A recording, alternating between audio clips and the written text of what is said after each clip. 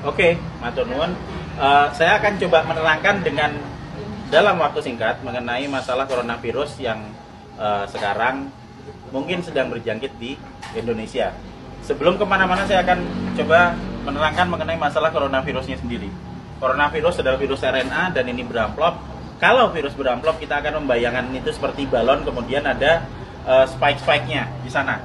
Nah, spike yang di luar ini terdiri dari lapisan glikoprotein. Lapisan glikoprotein akan sangat mudah hancur oleh pelarut lemak, deterjen, ataupun desinfektan. Jadi coronavirus meskipun dia punya kemampuan untuk menyebar dengan cepat, dia tetap memiliki kelemahan. Kelemahannya apa? Kelemahannya akan sangat mudah hancur oleh pelarut lemak, oleh deterjen, oleh desinfektan. Sehingga jika kita sering cuci tangan, kita sering ngepel lantai dengan desinfektan atau dengan cairan untuk pel, maka virusnya akan hancur dan tidak akan menulari lagi. Nah, kemudian saya akan cerita gimana caranya coronavirus bisa menulari ke manusia. Coronavirus menular ke manusia itu lewat sentuhan dengan material-material yang sudah terjangkit virus pertama, terus kedua pada saat kita berada di keramaian, kemudian ada orang yang mungkin bersin, kemudian kita kena oleh kontak langsung, maka dia akan langsung bisa menulari kita. Tapi sekali lagi kita jangan terburu panik dulu. Kenapa? Karena coronavirus ini tidak seganas seperti yang dibayangkan atau yang ditampilkan oleh media. Kita akan selalu lihat di situ. Sekarang korban coronavirus seluruh dunia ada sekitar di 80.000 sekian penderita.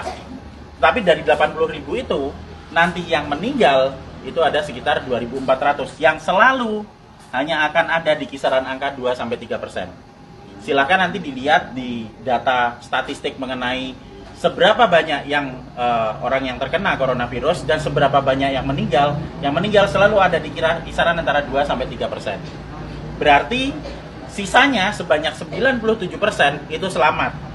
Dengan deskripsi lebih detail, yang sakit 53%, sementara sudah ada yang mulai sembuh itu sebanyak 44%. Nanti kita akan cerita kenapa dia bisa sembuh. Jadi, begitu coronavirus masuk ke tubuh manusia, maka dia akan menginfeksi sel saluran pernapasan. Hari pertama akan ada bersin-bersin, wajar karena itu sistem imun non-spesifik yang bekerja. Hari kedua akan ada pilek. Hari ketiga dan keempat kemudian nanti akan ada demam. Hari kelima demam akan berlanjut dan jika badan kita fit, maka di hari ketujuh antibodi akan mulai dikeluarkan. Jadi kita akan belajar mengenai sistem imunologi basic di sini. Pada saat terkena pertama kali, maka tubuh perlu waktu 7 hari untuk memasukkan data mengenai virus yang masuk ke sini ke sel memori. Di hari ketujuh ini ada antibodi. Hari ketujuh antibodi akan meningkat, akan keluar di sini hari ketujuh. Hari ke-14 dia akan naik sampai ke atas maksimal. Nah, pada saat antibodi naik di sini, maka antibodi itu akan dipakai untuk melawan virus corona. Karena antibodi sifatnya spesifik. Antibodi anti corona hanya bisa dipakai untuk menangani virus corona. Dan itu akan dikeluarkan 7 hari pasca infeksi. Yang akan sampai di puncaknya di 14 hari. Pada saat antibodi sampai di puncak, maka virus corona akan ditangani oleh antibodi di dalam tubuh kita sendiri. Karena virus hanya bisa ditangani oleh antibodi. Beda dengan bakteri. Bakteri bisa pakai antibiotik, virus nggak mempan. Hanya oleh antibodi. Dan nanti antibodi akan berlanjut turun sampai di minggu ketiga. Apa yang terjadi di minggu ketiga pada saat antibodi sudah mulai turun? Berarti infeksi yang ada di dalam sudah ditangani oleh antibodi yang tumbuh dalam kondisi maksimal di umur 14 hari tadi. Jadi sesudah 21 hari, otomatis virus yang ada di dalam badan kita sudah tertangani. Apa yang terjadi kalau nanti ada serangan virus lagi? Jika ada serangan virus lagi, data yang ada di sel memori akan dikeluarkan sehingga respon imun kedua akan berlangsung 24 jam sesudah paparan. Jadi misalnya saya sudah pernah kena corona dan saya bisa bertahan hidup sampai 14 hari, maka saya akan kebal seterusnya. Dan berikutnya jika saya kena virus corona lagi, kita nggak perlu nunggu sampai 7 hari sampai antibodinya keluar. Sekarang kena, maka besok antibodi sudah dikeluarkan. Itu sebabnya 44% orang bisa sembuh bahkan tanpa vaksin karena vaksinnya belum diketemukan.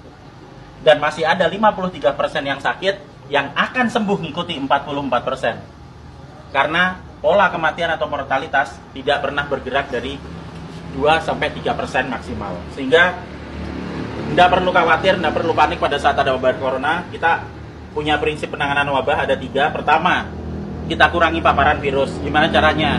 Untuk kita pribadi hidup sehat, sering cuci tangan, jaga kebersihan tubuh, sering mandi. Kalau misalnya kira-kira kita khawatir terjangkit, ya jangan datang ke tempat keramaian yang banyak orang sakit. Dan untuk mengurangi paparan virus ke kita. Nah, untuk kitanya sendiri gimana? Kita bisa naikkan antibodi. Gimana caranya? Dengan mengkonsumsi vitamin E atau C, vitamin E plus C setiap hari. Plus madu. Karena madu bisa dipakai untuk energi, sementara vitamin E dan C akan bisa dipakai untuk menaikkan produksi antibodi. Energi dipakai untuk pembentukan antibodi dari kita sendiri. Dan yang terakhir, kalau sakit jangan keluar, di rumah aja. Terus kita beri terapi, kita sembuhkan, makan yang benar, kita melakukan pola hidup sehat, sehingga jika itu nanti sakit atau misalnya katakanlah demam, panas dalam waktu 4-5 hari, itu wajar, nggak usah panik, biasa aja. Kita hanya perlu memberikan vitamin E, C, makan yang cukup, istirahat yang cukup.